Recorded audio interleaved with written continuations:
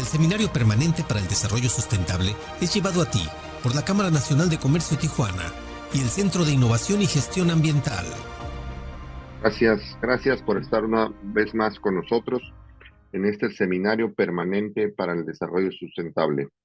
Un espacio que miércoles a miércoles a las 6 de la tarde en horario de Tijuana, la Canaco de Tijuana, la Cámara de Comercio, el Centro de Innovación y Gestión Ambiental, el SIGA, ofrecemos para platicar, para reflexionar, para discutir temas sobre medio ambiente, desarrollo sustentable, economía, circular, muchos temas que amigos nos ayudan a comprender y a entender mejor durante una hora de un espacio que hoy estamos en la sesión 39.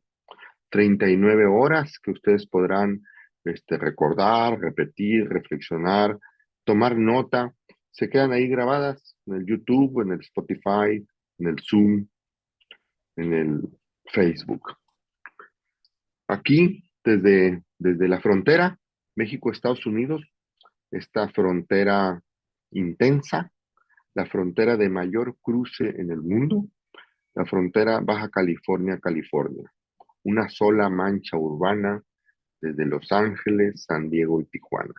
Tal vez 25 millones de personas que aquí en la frontera hemos aprendido a convivir, a compartir un ecosistema, recursos naturales, cuencas hidrológicas, cuencas aéreas, flora, fauna y desde luego unas ciudades de migrantes. Aquí se encuentran culturas de muchos países y de muchas regiones de México y de Estados Unidos.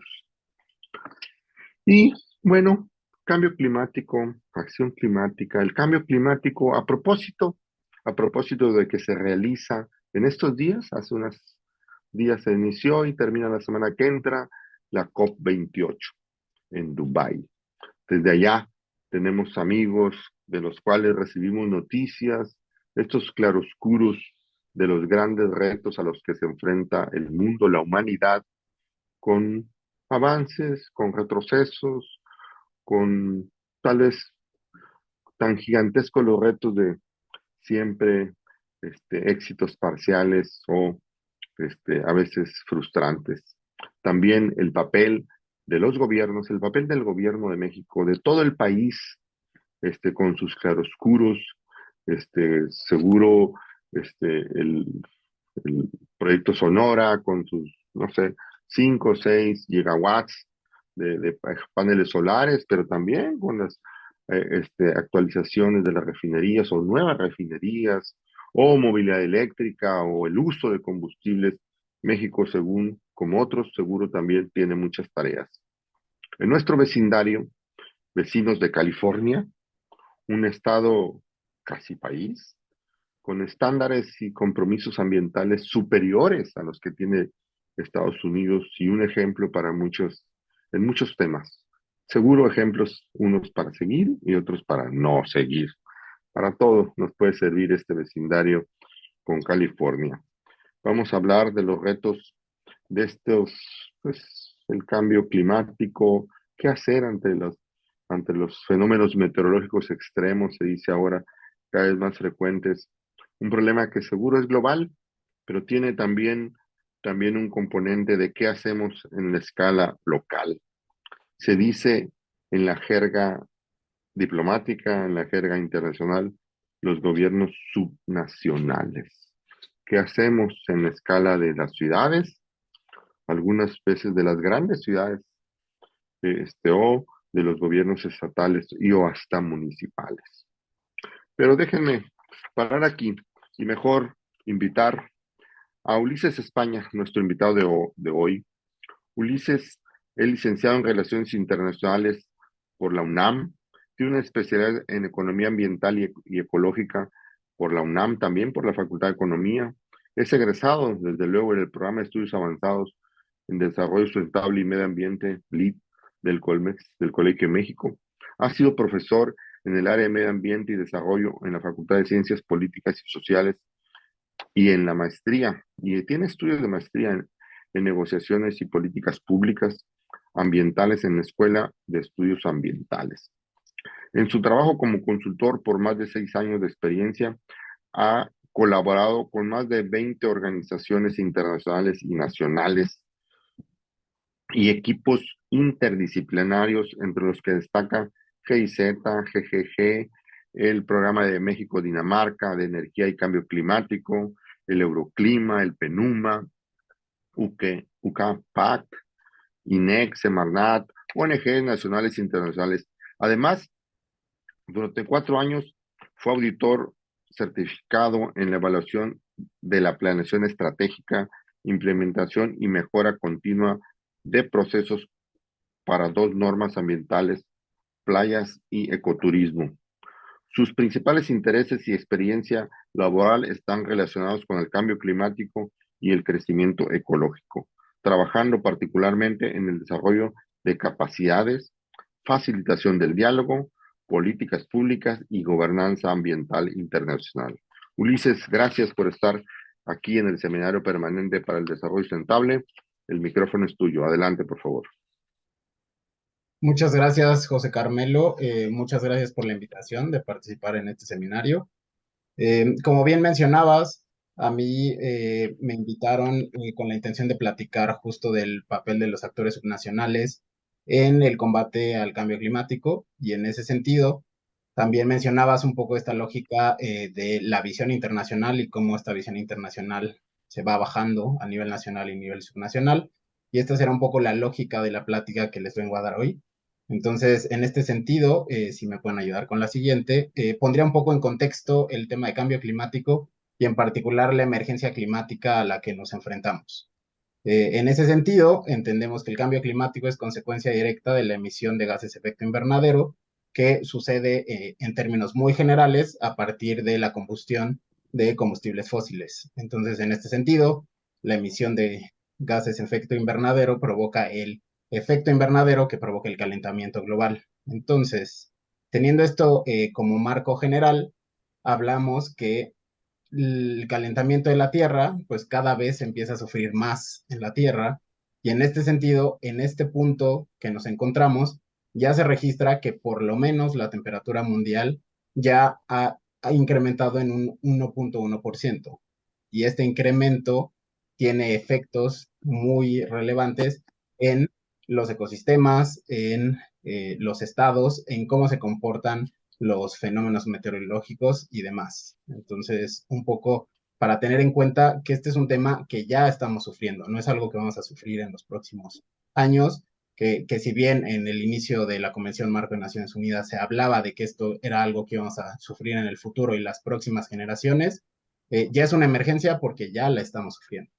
Entonces, también es relevante mencionar que por lo menos 20 a 40% de la población ya están experimentando este cambio climático de por lo menos 1.5 grados centígrados. Y más adelante hablaremos que el 1.5 grados centígrados de aumento de la temperatura es el objetivo del Acuerdo de París, el marco internacional que tiene como límite este 1.5 grados, pero ya hay gente que lo está sufriendo.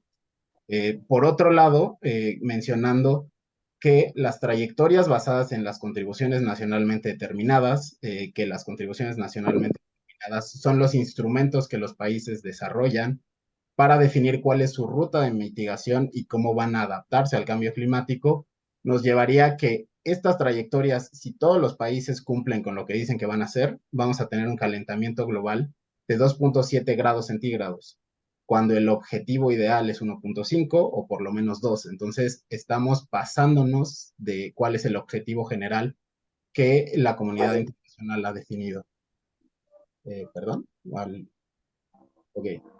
Bueno, entonces, justo en este marco es necesario que empecemos o tomemos con mucho mayor seriedad esta emergencia climática, tomando en cuenta que incluso alcanzar los compromisos hasta ahora trazados que nos lleven a una neutralidad de carbono, o sea, que estemos en un cero neto carbono entre lo que podamos emitir con lo que podamos obtener o en los sumideros de carbono que sea cero.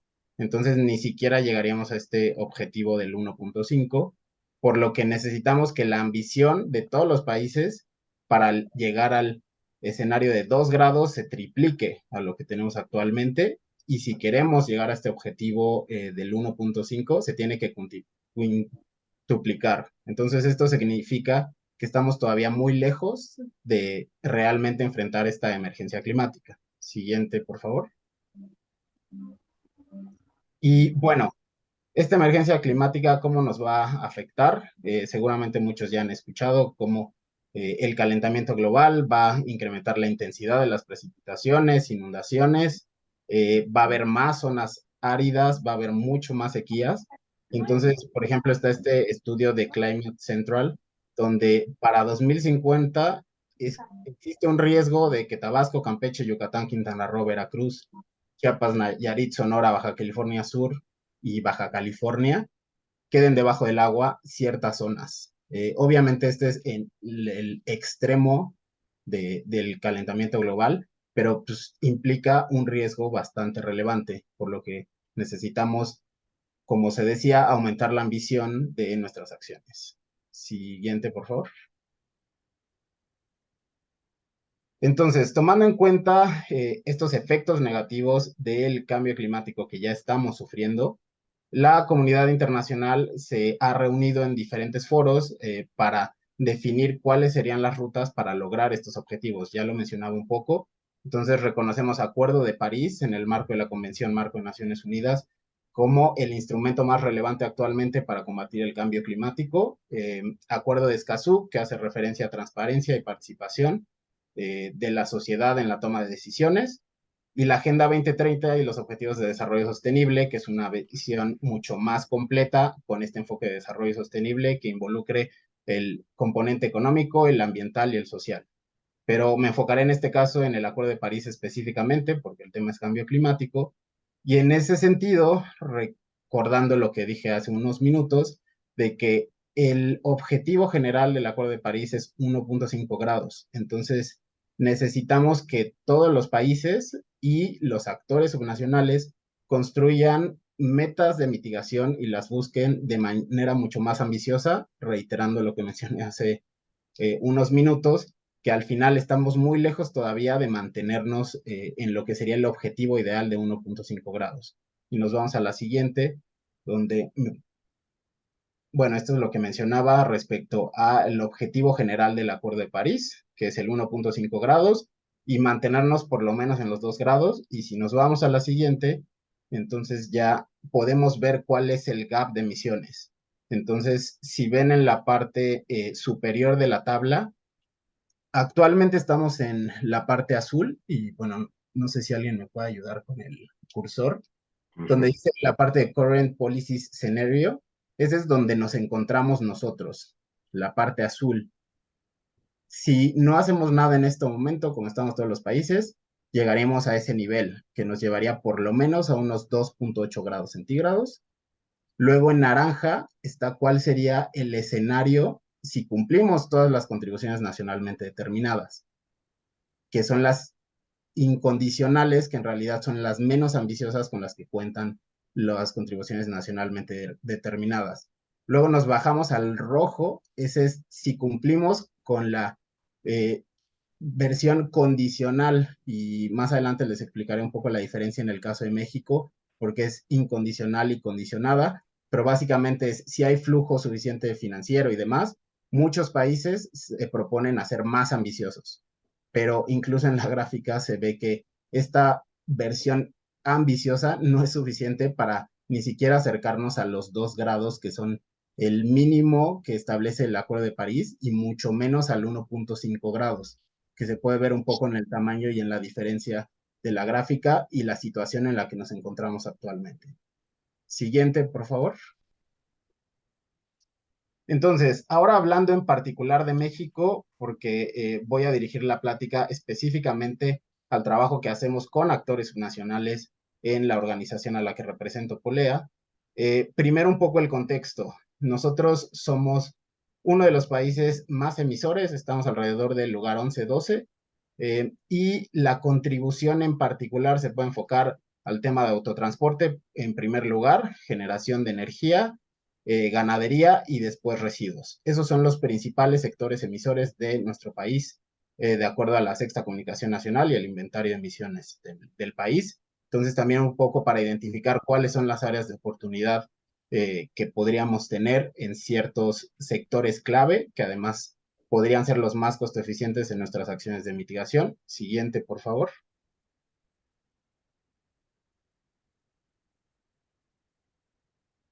Y tomando en cuenta que somos uno de los países alrededor del 10 de los más emisores, no estamos ni cerca de ser comparables con Estados Unidos, China, por obvias razones. Estamos tal vez por ahí del un 1%, 1 punto y algo por ciento de emisiones a escala global. Sin embargo, somos un país, por su posición geográfica, que es muy vulnerable al cambio climático. Tomando en cuenta que estamos entre dos océanos, pues probablemente han visto los mapas de por dónde pasan todos los huracanes, ciclones, etcétera, nos hace muy vulnerables. Y al tener zonas costeras muy amplias, también nos hace vulnerables al aumento del nivel del mar. Entonces, eso implica que es de mucho interés para un país como nosotros que las medidas de mitigación se lleven a cabo de la forma más eficiente, pero al mismo tiempo de que implementemos medidas de adaptación. Esto tomando en cuenta que se esperaría que las temperaturas anuales puedan ser de 2 grados más de lo que estamos sufriendo actualmente en el norte del país y que oscilen entre 1 y 1.5 grados, por lo menos, además de una disminución en la precipitación del 10 al 20%, tomando en cuenta que prácticamente más de la mitad del país está en situación muy compleja en el tema del agua, tenemos escasez y demás. Y por el otro lado, en la parte sur, tendremos mucha más agua, lo que va a implicar inundaciones, deslaves y otros temas. Entonces, en este sentido, somos vulnerables al cambio climático y va a haber consecuencias económicas, sociales y ambientales muy relevantes. Siguiente, por favor. En este sentido, justo me concentraré en los costos para diferentes estados. Los más afectados por el cambio climático en tema de agricultura se reconoce que serían Veracruz, Sinaloa, Tamaulipas, Jalisco, Chiapas y Guanajuato. En temas de energía, Zacatecas, Nuevo León, Jalisco, Baja California y Sinaloa. En temas de turismo, Quintana Roo, justo por el tema de eh, eh, ciclones, huracanes, etcétera, y además el aumento del nivel del mar. Y en general todo el país tendría un incremento en temas de salud de los costos de entre el 10 y el 100% para atender enfermedades gastrointestinales, golpes de calor y enfermedades transmitidas por vectores, mosquitos y otros insectos que pueden transmitir. Al haber más calor, entonces se va a modificar cómo se mueven y eso va a llevar más enfermedades a todo el país y a poblaciones vulnerables. Siguiente, por favor. Bueno, ya regresé al tema de la contribución nacionalmente determinada que más o menos les mencioné. Hay que reconocer que México tenía una contribución nacionalmente determinada, el año pasado la actualizó y entonces eso aumentó la ambición. Ahora se comprometió a reducir las emisiones en un 35%, pasó del 22 al 35%, de manera incondicional, esto es sin ningún apoyo externo, y de forma condicionada, este aumento podría llegar hasta el 40%, justamente a partir de todo el financiamiento que los países desarrollados puedan brindar y el intercambio de experiencias y otras por el estilo. Y bueno, está el tema de carbono negro, que ese se mantiene igual y tiene más bien este enfoque de los contaminantes climáticos de vida corta. No me detendré mucho en eso, también para seguir a la parte que nos interesa de los actores subnacionales. Pero bueno, esta es la nueva NDC, que si bien aumenta la ambición, recordamos la tabla de hace unas diapositivas, seguimos estando muy lejos de lo que realmente necesita. También entendiendo que México no es el único país, hay muchos países y hay muchos más responsables que tienen muchas más emisiones. Pero bueno, un poco ese paréntesis. Siguiente, por favor. Entonces, ya llegamos al tema de la importancia de la acción subnacional. El PNUD, el Programa de Naciones Unidas para el Desarrollo, menciona que entre el 50 y el 80% de las acciones de mitigación y adaptación necesarias para afrontar el cambio climático tienen que ser implementadas a nivel subnacional. Y nos referimos a nivel subnacional a los estados, a los municipios, que bueno, cada país se puede llamar diferente, pero justo los gobiernos que no son nacionales, son estos actores subnacionales y justamente son estos actores los que implementan por su cercanía directa en la aplicación de las leyes, las políticas, las estrategias y en general su cercanía con la población. Entonces, esto ya nos puede empezar a llevar a pensar que en general son los actores subnacionales, por lo menos en nuestro país, los que suelen sufrir de muchas menos capacidades, pero son los que van a tener que implementar las medidas que, si queremos afrontar el cambio climático. Siguiente, por favor. Entonces, por otro lado, también hay que mencionar que justamente es en el nivel subnacional donde se generan más de la mitad de las emisiones de dióxido de carbono. Entonces, pues estamos viendo, son donde se van a implementar, pero además son de las más emisoras, lo que implica que si se implementa de manera adecuada, pues vamos a tener acciones mucho más eficientes y un mayor número de reducción de emisiones. Entonces, ahí estamos en un juego muy interesante de lo que representan los actores subnacionales para afrontar el problema de cambio climático, que ya mencionaba al inicio, es un problema grave. Entonces, por ejemplo, eh, reconociendo que a nivel país es el Valle de México, Guadalajara y Monterrey, quienes esas tres zonas contribuyen al 22% de las emisiones nacionales. Entonces, solo tres pequeñas zonas son muy relevantes en la mitigación de gases de efecto invernadero. Ya mencionaba el tema de la vulnerabilidad y también lo clave que representa que su cercanía a la población y la interacción de los actores subnacionales son las que facilitan, si se cuentan con ciertas situaciones particulares, capacidades, financiamiento, para la implementación y reaccionar a los fenómenos sociales, económicos y ambientales que sufren los actores subnacionales. Siguiente, por favor. Me voy a la siguiente para ya no detener más, por favor. Entonces, reconociendo el área de oportunidad que implica en los actores subnacionales en la implementación, nos vamos a ir moviendo al tema de legislación en particular, porque es mucho lo que se ha concentrado el trabajo de la organización a la que represento, Polea, en los últimos años.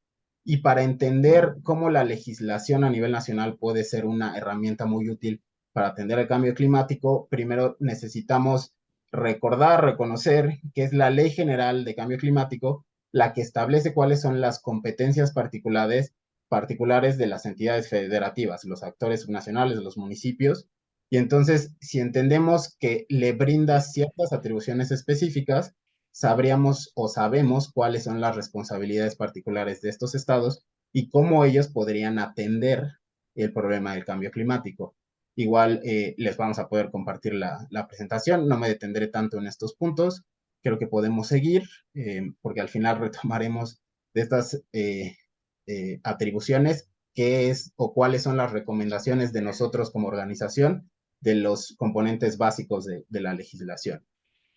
Pero lo que sí debemos de considerar es que al final las legislaciones estatales sí deben de considerar justo todo este marco internacional que ya he venido mencionando, si queremos alcanzar los objetivos o el objetivo de los 2 grados o el 1.5, y entonces debe de haber cierto conocimiento a este marco internacional y cómo este marco internacional se va a trasladar al marco nacional legal y de política pública, y luego a partir de eso, cómo se va a trasladar a la implementación específica que lleven a cabo los actores subnacionales, estados y municipios.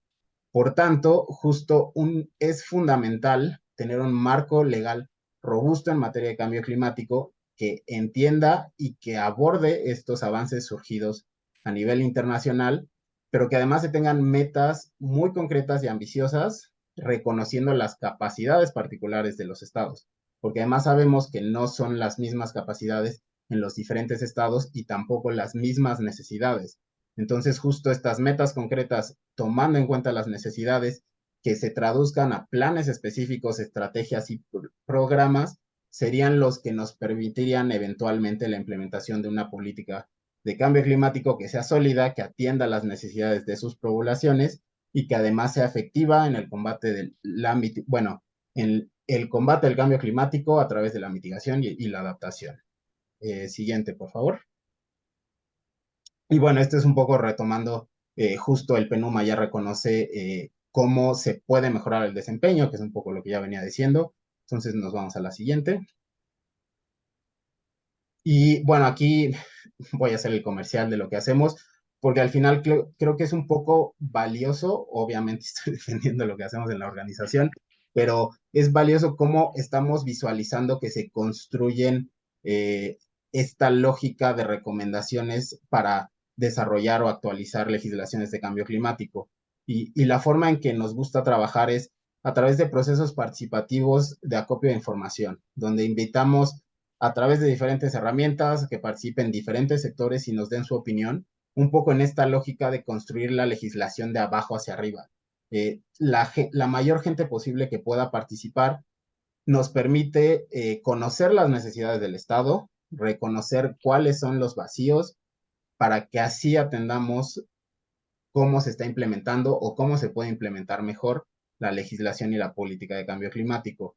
Entonces, justo a través de entrevistas a expertos, trabajando en colaboración con los gobiernos subnacionales, promoviendo la participación en talleres, webinars, incluso con cuestionarios en línea, hacemos una copia de información y desarrollamos una propuesta de reforma que se entrega a las secretarías de medio ambiente, a legisladores, etcétera, para su análisis y posterior procesos dentro del marco de las atribuciones de cada uno de los gobiernos subnacionales. Y obviamente ya nosotros entregamos un resultado técnico de recomendaciones y al final el proceso pues, es el proceso que lleva el Congreso.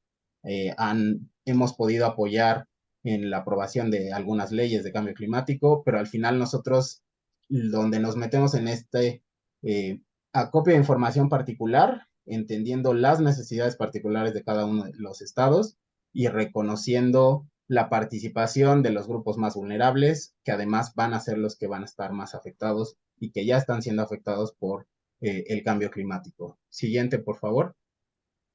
Aquí me voy a saltar muchísimas porque hacemos referencia a cada uno de los estados con los que hemos trabajado, donde entrevistamos a diferentes nombres. Si quieren pueden ir avanzando. Diferentes personas, tenemos cuestionarios en línea. Justo es un poco para intentar promover la participación de diferentes sectores. Y todo eso nos ha llevado a, si quieres, creo que faltan un par. Bueno, no, el anterior, por favor, donde, y esto no está actualizado con lo de 2023, a la fecha hemos llevado a cabo 261 entrevistas. Si bien el tema de género siempre es un tema complejo por eh, las personas que suelen ser tomadoras de decisiones, pero es algo que como organización hemos estado trabajando para tener mucha más participación en el tema de género, del género femenino y otros grupos, pero hasta la fecha, 2022, 261 entrevistas y la siguiente, por favor, 866 respuestas para un cuestionario en línea en diferentes estados. Y siguiente, por favor, que nos han llevado justamente a reconocer cuáles son las necesidades de cada uno de los estados que acabamos de pasar y nos llevaron a apoyar a los gobiernos nacionales en la actualización de la Ley de Cambio Climático de la Ciudad de México, actualización y publicación, también del estado de Yucatán, de Quintana Roo, la Ley de Economía Circular de la Ciudad de México, el reglamento de la Ley de Cambio Climático de Quintana Roo. Y un poco este comercial que me atreví a hacer, la siguiente, por favor, no, nos ha permitido reconocer ciertas lecciones aprendidas de los procesos en general, que serían un poco las recomendaciones que al final seguramente muchos del público ya ha reconocido a lo largo de sus trabajos, pero sí me gustaría que nos pudiéramos quedar con cuáles son estos temas particulares. Y en general, obviamente esto no aplica de igual manera a todos los estados de la República, esto es un poco a partir de la sistematización, muy resumido. De hecho, tenemos un documento al respecto que da mucho más detalle, pero podemos identificar que los gobiernos subnacionales enfrentan ciertas barreras específicas que clasificamos en 4 grupos: barreras financieras, barreras institucionales, barreras de información y conocimiento y barreras de capacidades. La primera son las barreras financieras, que bueno, esto creo que se explica prácticamente solo. No hay un presupuesto público, nos quedamos en la anterior, sí, las barreras financieras. No hay un presupuesto público suficiente debido a los ingresos nacionales inestables, a cómo se construyen los presupuestos, que justamente las prioridades pueden cambiar.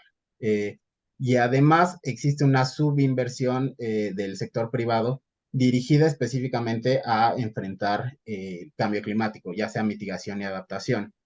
Por otro lado, en temas de financiamiento internacional, que si recordamos es uno de los criterios para irnos a el compromiso condicionado del NDC, pues es que al final el acceso es restringido y además se necesita el respaldo del gobierno nacional para que pueda llegar el financiamiento internacional, a la vez que también se pueda movilizar la inversión privada. Entonces, tenemos poco presupuesto y luego las fuentes internacionales y la inversión privada necesitan del respaldo del gobierno nacional. Entonces, estamos como en una situación que de repente no todos los estados son capaces de obtener este financiamiento, y sin este financiamiento es muy complicado que puedan implementar las medidas para atender el cambio climático. Siguiente, por favor. Luego nos vamos al tema de las barreras institucionales. Al final, un tema clave es la coordinación entre las instituciones de los gobiernos subnacionales, esto es, a nivel estatal, entre secretarías. La coordinación es muy complicada, a veces inexistente en temas de cambio climático, y además la coordinación entre los órdenes de gobierno, sea el Estado con los municipios, sea el Estado a nivel con el gobierno federal. Entonces, si no tenemos mecanismos que permitan una coordinación, no podemos ser mucho más eficientes en la implementación de las políticas de cambio climático. Y recordando de nuevo la emergencia climática, si no somos más eficientes en cómo estamos atendiendo el cambio climático, no tenemos el tiempo suficiente para evitar llegar más allá de los 2 grados. Entonces estamos como en un círculo vicioso en el tema de barreras institucionales, porque sin estos mecanismos no se desencadena todo lo demás. Y recordando de nuevo que necesitamos quintuplicar los esfuerzos, necesitamos transversalizar el cambio climático a todas las áreas. No solo les compete a las secretarías de medio ambiente, sino a todas las otras áreas de los gobiernos estatales, porque al final recordamos también que pues, muchos de los sectores más emisores no necesariamente los puede resolver específicamente las secretarías de medio ambiente. Entonces, esta visión transversal sin la coordinación es muy, muy complicado. Luego está el tema de barreras de información y conocimiento. Necesitamos información. La población necesita información, sí, pero además también los gobiernos subnacionales necesitan información que le brinde el gobierno federal, y a su vez los municipios necesitan también sistemas de información que les sean fáciles y que les sean entendibles. Esto considerando que al final la información permite tomar las mejores decisiones. Si queremos una política pública que sea robusta, que atienda las necesidades de la población, necesitamos información y que los tomadores de decisión puedan entender esta información para tomar las mejores decisiones. Y esto va desde los diferentes métodos como se construyen los inventarios de emisiones, porque a partir de la metodología pueden llegar a diferentes números, hasta otros temas mucho más básicos. Siguiente, por favor. Creo que ya estoy por ahí de los 40, entonces me voy a apresurar un poquito más. Barreras de capacidades y herramientas, se relaciona un poco con el tema de información. Todos sabemos o muchos hemos reconocido la falta de capacidad institucional, y esto va desde la falta de gente para temas de cambio climático en las secretarías de medio ambiente, no se diga a nivel municipal, no hay gente suficiente para atender el cambio climático, y también falta conocimiento particular para muchos temas, porque resulta que una persona tiene que saber de inventarios de emisiones, tiene que saber de rutas de descarbonización, tiene que saber, o sea, es imposible. Entonces, o sea, al final, estas capacidades, si no se mejoran, ¿cómo van a ser capaces de implementar las medidas en el marco de la emergencia climática? Entonces, bueno, un poco esas son las barreras particulares. Y tomando en cuenta estas barreras, me quedaría con los elementos mínimos que como organización hemos identificado a partir de todo este trabajo que ya les mencioné. Eh, y el primero de ellos es la importancia de integrar los objetivos climáticos con los objetivos económicos y sociales. Porque el cambio climático no es un problema, bueno, en general, ningún problema ambiental solo es un problema ambiental, tiene repercusiones económicas y sociales. Entonces, si no entendemos esta parte, va a ser muy complicado tener o implementar medidas eh, holísticas que nos ayuden a verlo desde una perspectiva mucho más amplia para así atender las necesidades de las poblaciones vulnerables, pero los intereses del país, las prioridades de desarrollo, etcétera. Entonces, un poco se necesita esta alineación y regreso al tema de transversalización, porque al final es una visión mucho más compleja de lo que se ha entendido en el pasado. Siguiente, por favor. También es necesario esta homologación que ya venía hablando, porque al final necesitamos homologar los objetivos internacionales con los objetivos nacionales, con los objetivos estatales, porque al final pues, deben de estar en línea para ser mucho más eficientes. Por el otro lado, es necesario también que la administración estatal, junto con la secretaría competente, que sería medio ambiente, a veces no se llama necesario medio ambiente, adopten los objetivos climáticos, pero además se planifique al corto, mediano y largo plazo, porque al final, a partir de esta planeación, se definen cuáles son las acciones más costo eficientes en un inicio, pero esas acciones más costo eficientes en el corto plazo no necesariamente lo van a hacer en el mediano y largo plazo. Entonces, se necesita esta visión mucho más compleja de cómo estamos planeando. Y justo en ese sentido, es clave estas fechas, 2030-2050, porque al final, si queremos mantenerlos en los objetivos de Acuerdo de París, necesitamos ya estar pensando en alcanzar las cero emisiones netas, en la neutralidad de carbono a 2050, para no sufrir tantos efectos, porque como ya mencionaba al inicio, ya vamos a tener efectos, ya vamos tarde. Siguiente, por favor. Bueno, también ya lo mencioné desde el inicio, es necesario incrementar el nivel de ambición de la acción climática, eh, porque al final pues, necesitamos quintuplicar, como dije en la primera o segunda diapositiva, la ambición de las acciones si queremos llegar al objetivo. Una ruta muy interesante es desarrollar presupuestos de carbono, donde se define cuánto puede emitir, cuál es el límite que tienes como Estado, como nación, para emitir y no te pases de ese presupuesto. Esa es una herramienta posible. Hay otras, ya se están desarrollando presupuestos de carbono en algunos estados, por eso lo mencionamos, pero sí se necesitan definir exactamente cuáles son los objetivos con un nivel de ambición pues, bastante ambicioso, valga la redundancia. Definir objetivos sectoriales y reconocer atribuciones de las dependencias y o secretarías con incidencia en la materia. Regresamos al tema de transversalización, porque al final el cambio climático también implica acciones, retomando un poco el inventario de emisiones que mencionaba al inicio, de residuos, pero además tiene que ver con transporte, pero además tiene que ver con energía. Entonces, esos otros sectores tienen que alinearse para lograr los objetivos. Reitero el tema de la coordinación que ya mencionaba, la vinculación con municipios, estados y la colaboración entre municipios es clave porque al final también las experiencias, los conocimientos de cada uno de los municipios y compartir estos conocimientos, desarrollar capacidades entre ellos es muy interesante y es clave para lograr tener mejores políticas e implementarlas de mejor manera, incorporar instrumentos políticos y desarrollar las atribuciones entre ellos. Esto es que los estados puedan tener programas, planes, estrategias, esto en el marco de sus capacidades, pero justo una ruta que permita definir cuáles son los pasos que hay que llevar para llegar a un objetivo específico. El tema de evaluación de riesgo, vulnerabilidad y planes de adaptación es clave.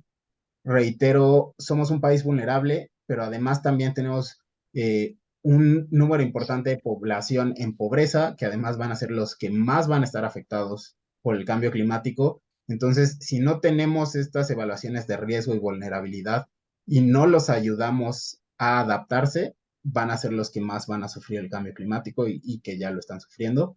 Entonces, resaltar ese punto. Y en relación al tema de las barreras de información, pues necesitamos sistemas de monitoreo, reporte, verificación, sistemas de monitoreo y evaluación que nos permitan saber qué estamos haciendo, cómo lo estamos haciendo y hacer un análisis después de la implementación de si logramos lo que queríamos lograr. Porque sin esta información no vamos a saber si estamos haciendo lo que se supondría que estamos haciendo, eh, como se definió en los programas, planes, estrategias y acciones. Siguiente, por favor. Creo que... Bueno, esta es, sigo en la lista. Es necesario contemplar financiamiento o asignaciones presupuestales, de nuevo. Si no hay dinero para implementar, no se va a poder implementar. Entonces, esto va mucho más allá que solo decir que lo tenemos que hacer. Necesitamos compromisos políticos que tomen en serio el tema y que lo reflejen con presupuesto. Y creo que no se puede ser más claro que eso. Esa es la necesidad. No hay cómo darle la vuelta.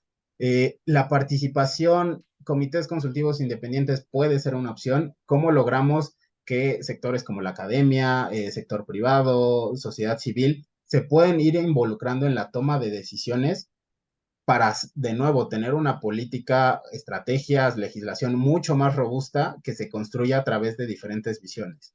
Ese es un tema clave y más aún tomando en cuenta que firmamos acuerdo de Escazú, entonces esta participación social cada vez va a ser más relevante y ahora estamos obligados a esa parte. El tema de vincular y armonizar legislaciones locales de forma transversal es clave porque reiteramos el tema de objetivos sectoriales, pero ahora desde la perspectiva de legislación. Entonces, si ya la ley de residuos de cualquier estado empieza a hablar de cambio climático, entonces ya hay un mandato legal para transversalizar cambio climático. Entonces, este tipo de armonizaciones pueden ser una ruta muy interesante para que desde la legislación se marque la ruta ideal para atender el cambio climático. Y bueno, un poco el tema de fortalecer las áreas de oportunidad que ya mencioné en las barreras que ya habíamos identificado. Siguiente, por favor. Bueno, esto también me lo voy a ir saltando, pero al final nosotros tenemos cierta experiencia como organización. Justo hemos trabajado en la Ley de Economía Circular con un énfasis en cambio climático para la Ciudad de México, que además ya fue votada, ya es vigente en la Ciudad de México. Hemos trabajado en la armonización de la Ley de Residuos, justo con esta perspectiva de transversalizar en diferentes sectores. Siguiente, por favor. Este es un poco retomar el tema de la ley de economía circular. Siguiente. Igual, trabajar con ciertas leyes para buscar transversalizar y que, pues, de alguna forma se hablen estos instrumentos legales.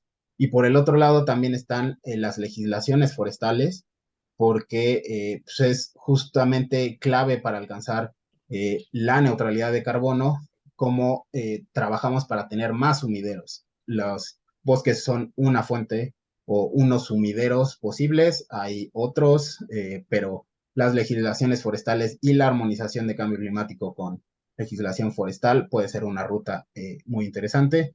Y si quieres, vele dando, ya estoy en realidad con la última parte, siguiente, llegaría.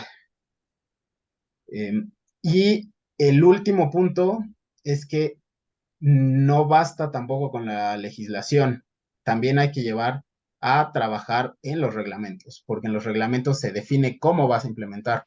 Y un poco la ruta que quise plasmarles en esta discusión es que tenemos desde el aspecto internacional ciertos objetivos, luego cómo esto se baja a la situación nacional particular a la que nos enfrentamos, y esa situación particular detona legislación que le otorga atribuciones a los actores subnacionales y cómo esos actores subnacionales atienden el cambio climático. Pero no solo a través de leyes, también hay políticas, pero también hay reglamentos que llevan a las secretarías, a los ejecutivos, a ejecutar la legislación, que puede ser la más bonita, pero si no se implementa, entonces no es útil.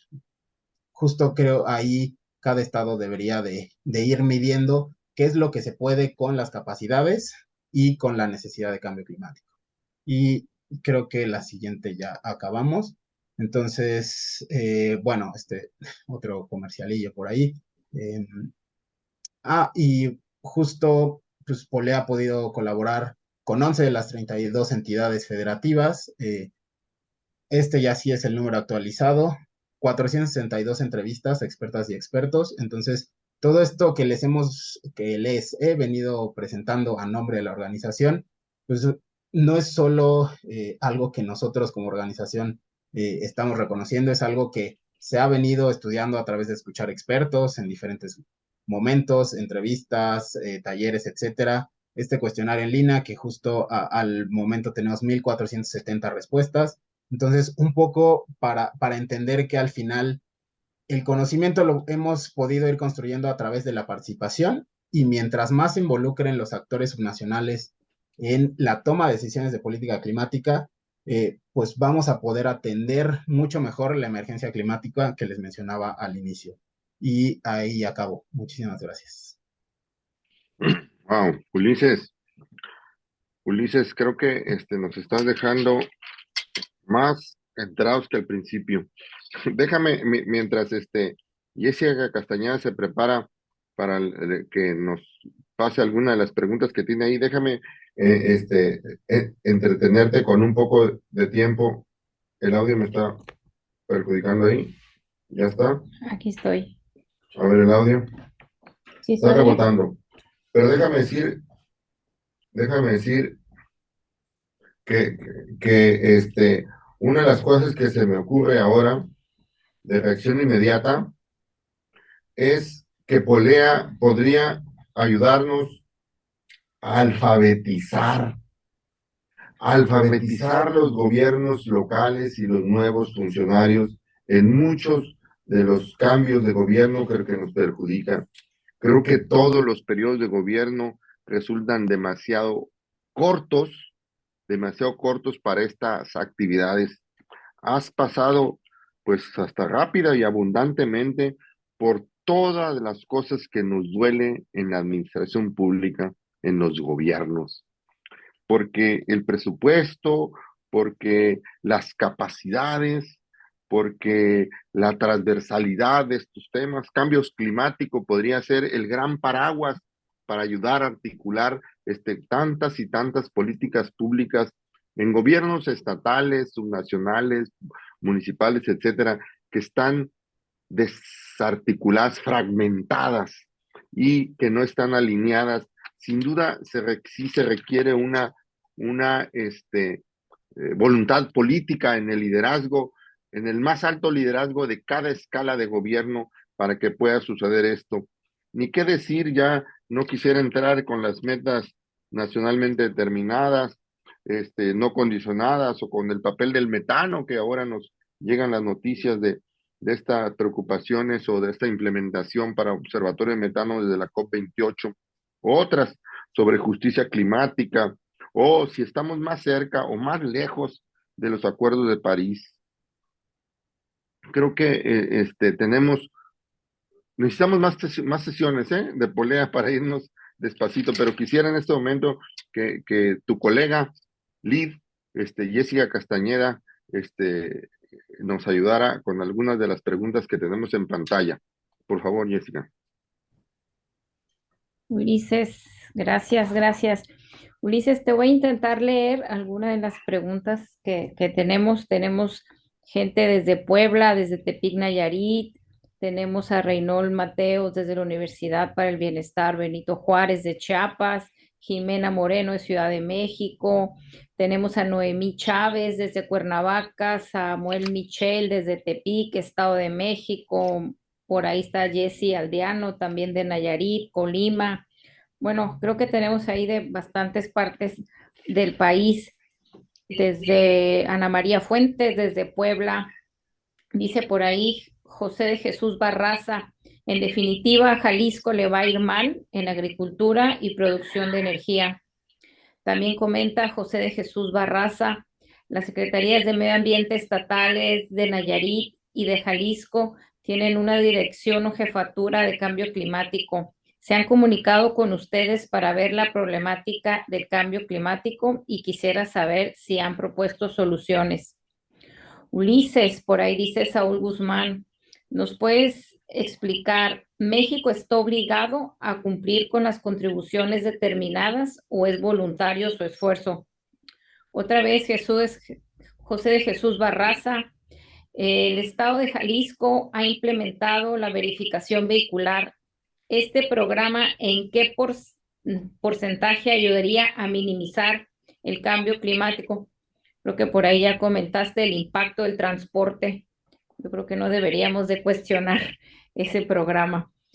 A Carlota Amalia Paredes dice, buena noche. Con el nearshoring en México es uno de los países donde se adoptará de manera importante. ¿Qué afectaciones se pueden prever en relación al cambio climático en nuestro territorio? Ulises, son un montón de preguntas. Yo espero que ahí le sigo y luego tú contestas las que alcances o hacemos un paro aquí. Go. Mm, Pues es que sí son varias. Si quieres. Adelante, adelante Ulises. A ver, hacen este bloque mientras preparamos Sí, otro bloque. sí. Adelante.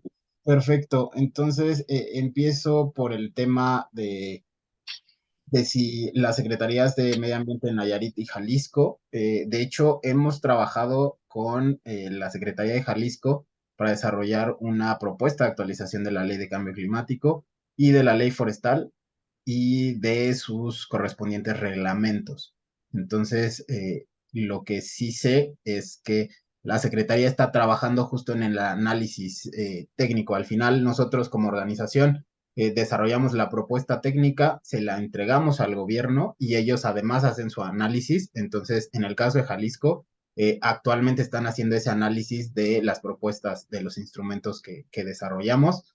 Entonces, la respuesta es sí. En el caso de Nayarit, de manera particular, de hecho, hemos tenido un par de pláticas con la Secretaría de Medio Ambiente. Por ahí incluso entrevistamos al secretario de Nayarit en un podcast para ver cómo podemos apoyar al Estado, pero bueno, eso es lo que puedo decir. Me voy a la siguiente, que es de las contribuciones nacionalmente determinadas, porque es una pregunta muy interesante y espero no extenderme demasiado, pero relaciones internacionales y me gusta el tema. Al final, México sí está obligado, pero no está obligado. Y esa es la parte interesante del Acuerdo de París. Porque el protocolo de Kioto, y me voy a ir a el primer instrumento que se desarrolló en el marco de Río del 92, se desarrolla la Comisión Marco de Naciones Unidas para el Cambio Climático, y entonces en el marco de esta convención, convención, se establece el protocolo de Kioto, donde se definen específicamente qué es lo que cada país tiene que reducir, haciendo una diferencia entre países desarrollados y países en desarrollo. Quienes tenían obligaciones eran los países desarrollados. Pero al final, quien estableció cuál era este objetivo particular, pues fue el protocolo de Kioto. Si los estados firmaron o no, porque además hubo varios países muy relevantes emisores que no firmaron, y prácticamente los únicos que firmaron y aceptaron y empezaron a trabajar al respecto fue Europa. Todos los demás países no lo hicieron. Y entonces la comunidad internacional, al ver que el protocolo de Kioto pues, fue un fracaso, entonces llevaron a idear el Acuerdo de París, que está basado en las contribuciones nacionalmente determinadas. Que la parte interesante es que las contribuciones nacionalmente determinadas, cada país define qué es lo que puede de acuerdo a sus capacidades.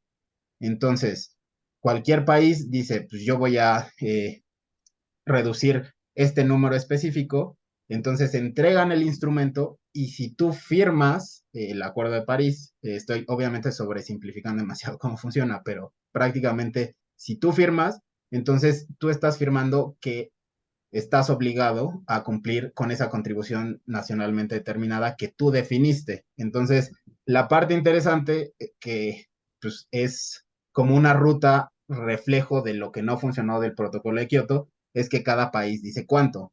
El vacío es que cada país dice cuánto, porque entonces cada país puede ser el nivel de ambicioso o no el nivel de ambicioso que quiera. Entonces está un poco esa parte, pero pues respondiendo la pregunta de alguna forma, sí, México sí está obligado porque firmó, pero por el otro lado está lo que sucedió en Estados Unidos. Se salió del Acuerdo de París cuando estaba Trump. Entonces, de nuevo, sobre simplificando un poco la realidad, pero al final cada país tiene o puede salirse de cualquier tratado internacional. Entonces, es un poco la parte interesante de las contribuciones nacionalmente determinadas y por eso mi respuesta sí, pero no. Pero por el otro lado, pues México no se va a salir del Acuerdo de París, entonces sí está obligado y tendría que ya estar trabajando para definir cuál es la ruta para lograr ese porcentaje del NDC actualizado. Entonces, bueno, ahí no creo que no me extendí demasiado.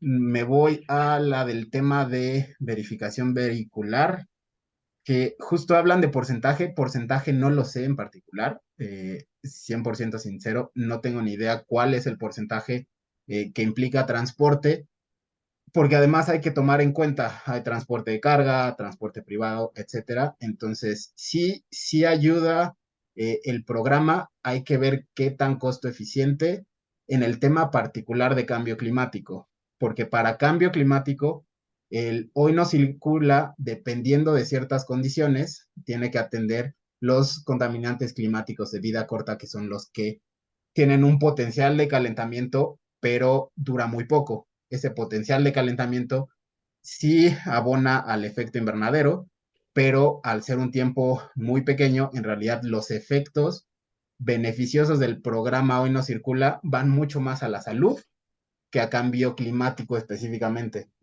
Entonces, o sea, hay que ver también, porque dependiendo de cuál sea el mayor número de transporte en Jalisco, si por ejemplo son motos, las motos lo que sacan es óxido nitroso, entonces se tiene efectos particulares en el ozono. Y entonces el ozono en realidad tiene cierto potencial de calentamiento diferente a otros. Entonces, o sea, es un tema mucho más complejo y creo que ya dije todo lo que sé de calidad del aire, entonces no les puedo decir más. Pero por ahí va la respuesta. Y Gracias. A ver, ¿tienes otra, Ulises, ahí?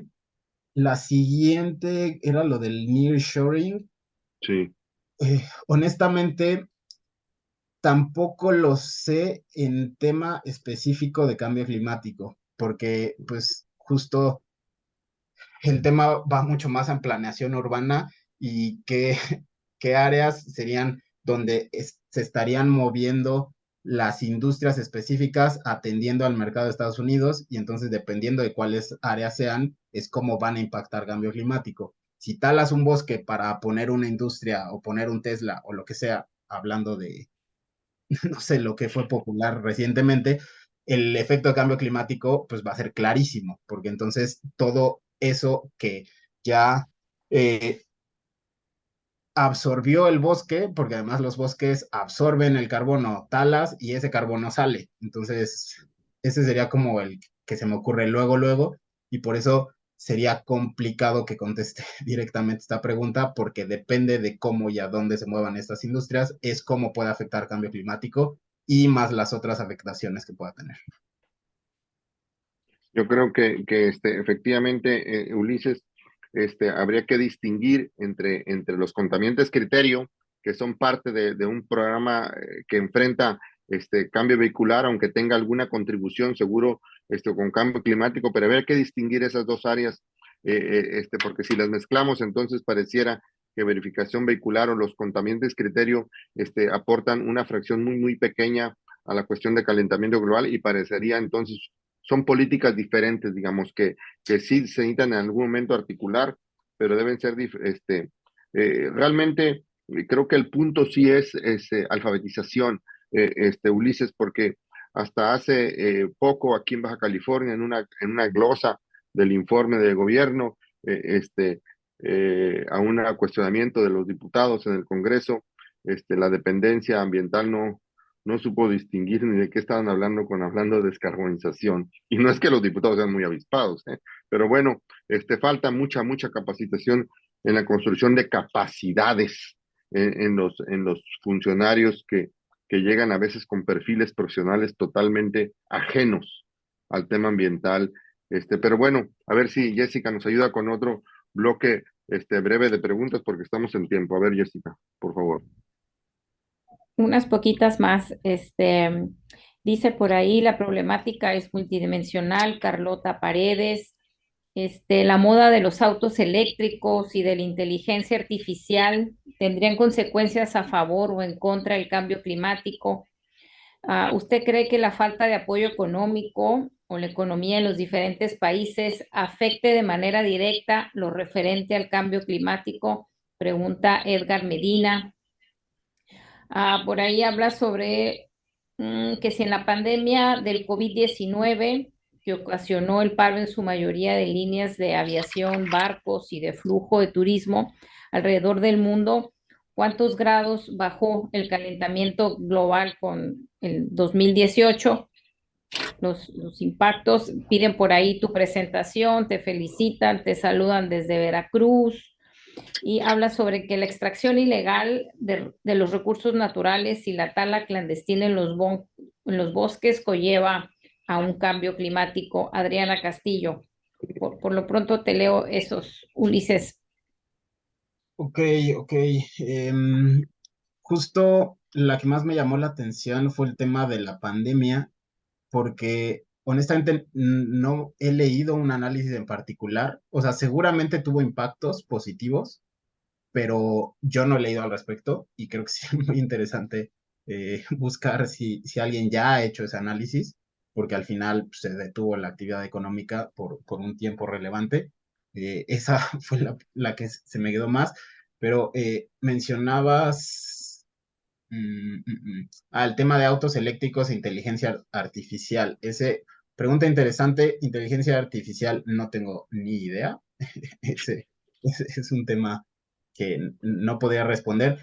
El tema de los autos eléctricos es interesante porque al final los autos eléctricos, la ventaja principal es que las emisiones no son en sitio. Entonces, en la ciudad donde estés, no vas a tener emisiones, pero el problema es de dónde sacas la energía eléctrica para esos autos. O sea, en términos de cambio climático, si usas coque en las plantas más contaminadoras para generar energía eléctrica, va a afectar y va a afectar mucho más a que uses gasolina, porque vas a tener efectos de salud, pero además vas a emitir muchos más gases de efecto invernadero, etc., etc. Entonces, ese es el tema clave de los autos eléctricos. Y no me estoy metiendo en la parte de litio y todo lo demás, que tiene otros efectos ambientales también relevantes. Pero justo si no se transforma la matriz energética de los países para tener muchas más fuentes renovables de energía que alimenten esos autos eléctricos, por más que todos tengamos autos eléctricos, no vamos a impactar cambio climático. Entonces, de esa parte sí puedo mencionar. Y luego, el tema de apoyo económico, ¿va a afectar cambio climático? Sí, claro que sí. Y reitero lo que medio mencioné en algún punto de la presentación, porque además va a afectar a la gente que menos tiene, a los más vulnerables. Entonces, si no logramos que los apoyos económicos se dirijan a estos grupos vulnerables por situación económica, por situación geográfica, etc., etc., etc., entonces ellos van a ser los más afectados y ya son los más afectados. Va a haber crisis de alimentos, va a haber más enfermedades, va a haber más fenómenos meteorológicos. Si no logramos que los pocos apoyos, pocos o muchos, cada quien podrá analizar esa parte, se dirijan a estos grupos, pues entonces los efectos van a ser todavía peores. Eso en tema de estos diferentes fuentes de financiamiento, porque al final los países también tienen más o menos necesidades. Entonces, si por ejemplo el financiamiento se va a algún país desarrollado en Europa, los impactos van a ser mucho menores para beneficiar a la población que si los llevamos a África, si los llevamos a países de Latinoamérica, Centroamérica, etcétera. Entonces, ¿cómo logramos que estos fondos se dirijan a donde tienen el mayor impacto? Es un tema clave. Y por ahí, justo hablando de la COP28, se aprobó el fondo de pérdidas y daños. Hay que estar muy atentos cómo se va a definir este fondo para ayudar a justamente estos grupos vulnerables que tengan pérdidas o tengan daños particulares provocados por cambio climático. Y es referente a esta pregunta que muy interesante. Y ya no me acuerdo de las otras. Ulises, realmente te queremos comprometer al aire para que nos ayudes con otra sesión en este seminario, porque creo que una larga lista que nos hiciste de propuestas y del trabajo que hace Polea, resulta realmente destacado. Muchas gracias. Gracias por estar aquí con nosotros en el Seminario Permanente para el Desarrollo Sustentable. Gracias a quienes nos siguieron esta transmisión en la Ciudad de México, en Nayarit, en Colima, en Cuernavaca, en Puebla, en Chiapas, en Oaxaca, en Pachuca, en Jalisco, en Veracruz. Muchas gracias por seguir este seminario que la Canaco de Tijuana ofrece. Los esperamos aquí el próximo miércoles. El próximo miércoles los invitamos a seguir. Todavía tiene una semana la COP28. Síganlo, por favor, en la página de Naciones Unidas y sigan los temas, divulguen los temas de la COP28 para que podamos todos tener cada vez una opinión pública mejor informada y que incida en las políticas públicas. Gracias a Ulises España por habernos acompañado hoy y ayudarnos a entender un poco más del trabajo que tienen los gobiernos locales. Esperemos que nos encontremos el próximo miércoles aquí a las 6 de la tarde en horario de Tijuana y les participamos que esta presentación y todas las de este seminario se quedan en YouTube y en Spotify. El audio para quien maneje y quiere escucharlo también lo puede tener a su disposición. Así que nos vemos el próximo miércoles. Gracias, Ulises. Hasta luego. Gracias por la invitación. Hasta luego.